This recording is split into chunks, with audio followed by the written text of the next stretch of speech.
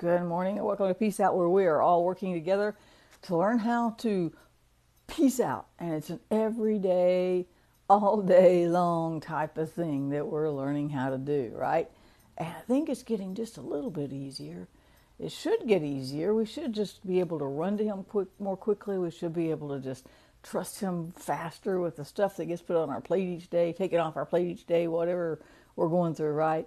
And so we just learn to run to Him over and over again. That's a cool place to be, actually. This week, our book of the week is the James study guide, for the book of James. And we're looking at James all this week. So you can grab a copy on Amazon, print or Kindle, and you can get a ebook on my website, Dove's Fire Ministries Publications.com. And I think that link is up in the top part of the chat thing, not the chat, but the post, in the post. If it's not, I can put it in the comments. It's not that big a deal. So anyway, but I do hope you're having a good morning. So this morning, as I promised, we're going to spend a day in each chapter of James this week, and we're going to take one verse out. And it was really hard because there was a whole bunch of verses in chapter 1, and I wanted to just camp there yesterday, right? So it was hard to skip the rest of chapter 1 because I was like, well, what about that? What about that, right? But I went on to chapter 2 today because there's only 5 days to do this in a week because we don't do it on the weekends, right? And so I read chapter 2, and the first part I was like, I don't want to talk about any of this, right? And then I got down close to the end, and boom, there was a character in James that we've talked a lot about right here on Peace Out. As a matter of fact, this person, we mentioned this person a lot. Their name and title come up a lot in Peace Out. It comes up a lot in conversation. It comes up a lot when we're talking about faith. Rahab the harlot comes up. Isn't that a weird one to come up? And James calls her Rahab the harlot, not Rahab the believer, not the Rahab the woman who trusted God when nobody else did, not Rahab the woman who hung the scarlet thread out the window signifying her faith, not Rahab the lady who hid the spies when they needed to be hidden and believed what God said in spite of everything. No, Rahab the harlot. She's always called that. That's just not fair, right? But we have the story of it. It says, and in James chapter 2, it's talking about faith, and it's talking about faith and works, and there's always plenty of room for discovery when we're talking about faith and works, because we aren't saved by works, we're saved by faith. But because we have faith, we're going to have certain works, right? And that's what this passage is talking about. Is that you can't, they're not mutually exclusive. You have faith, so you have no works. No, actually, James goes on to say, faith without works is dead. So when you believe God, you're going to do something. You're going to act on that faith, right? And that's what Rahab did.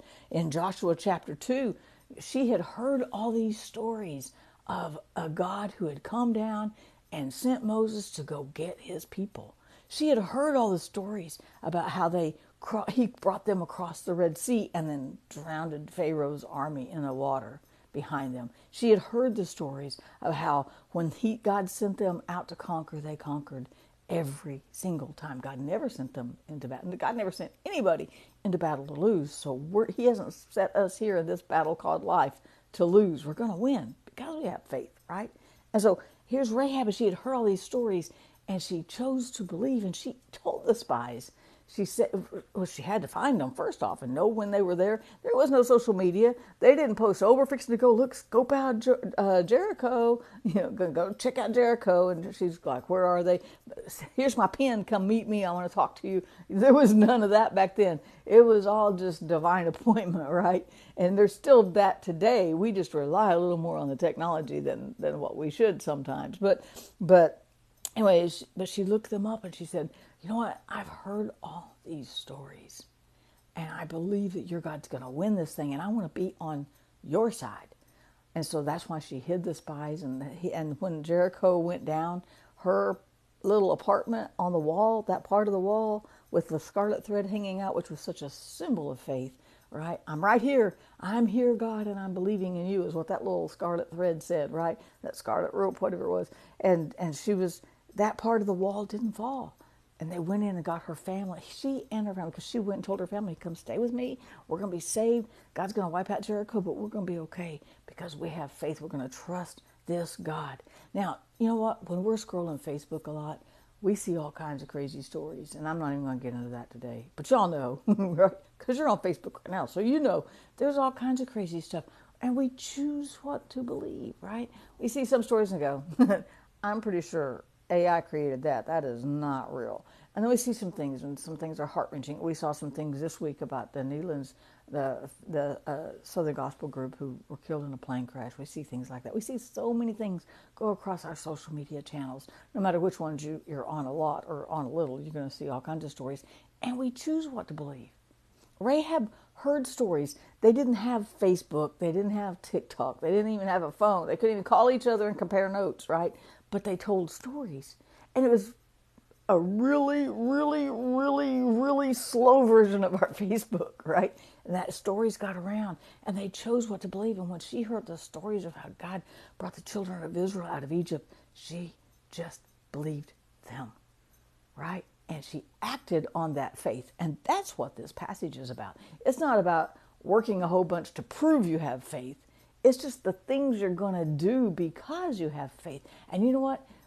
Thankfully, you know, I thought back about Noah, and God said, build a boat, it's going to rain. And he didn't even know what rain was. Rain had not been released from the upper heavens yet, right? He didn't even know all the specifics. And he just went out and built a boat. That's faith. He didn't build a boat and go, okay, God, I built you a boat. I don't know what you want me to do, but I built a boat. This is my works. No, he believed God. He believes what God said, and he built a boat, right? And we have all these stories of people who just obeyed. And in this passage, it talks about Abraham, where God said, give me your son. And Abraham said, okay. And then God said, oh, I'm going to spare him. But because you believe, he acted on his faith, is my point, right? He acted on what God told him. And you know what? One of the biggest, now we don't have to build a boat, thank goodness, because I don't have any kind of those kind of skills at all, right? We don't have to build a boat. We don't have to sacrifice our son. Thank God. Well, we don't, Abraham didn't either. You know, we don't have to spend the night in a lion's den or in a jail cell to prove our faith, right? But Jesus said this. He said, here's how they'll know you believe what I've said. You have love for each other. Isn't that a simple test? And yet, it's so complicated these days. There's so much hate in our world. There's so much division in our world. There's so much dissension, arguing, putting people down. It's crazy. We could just step above, and maybe our boat today is just love. Just love people. It doesn't matter if they look like you, if they smell like you. Yeah, I know, right? If they work like you, if they don't work like you. Can we just love people? Is that not just a great, easy way to demonstrate I love God, I trust God, I have faith in God, I'm just going to do what he said. And Jesus said, they'll know you are my disciples, not because you built a boat, not because you went fishing in the boat I sent you out in, not because you reached millions with the gospel, those are all great things to do. But he said, they'll know you are my disciples by your love for one another. It's really simple. That's the greatest act we can do today that will demonstrate that we believe everything he told us right here in the Word. Just go love people. Just love people with the same love that God loved you with. He puts up with a bunch of stuff from me, right? I'm sure sometimes he says, ugh, right? Or, oh boy, she's at it again. But he always forgives. He always kind of forgets in a sense. And he always just keeps loving me. So we don't have to build a boat, you guys. What we do have to do is just follow the words here. And the greatest commandment was to love God and love others as yourself. That's the greatest demonstration of faith right there. That's awesome. Right after getting saved, of course, right? So don't build a boat. Go love people today, right? Show your faith by just loving others and believing everything that God told you in this word right here. That's the greatest act of faith right there. Have a great day, you guys. Peace out. I'll see you again tomorrow.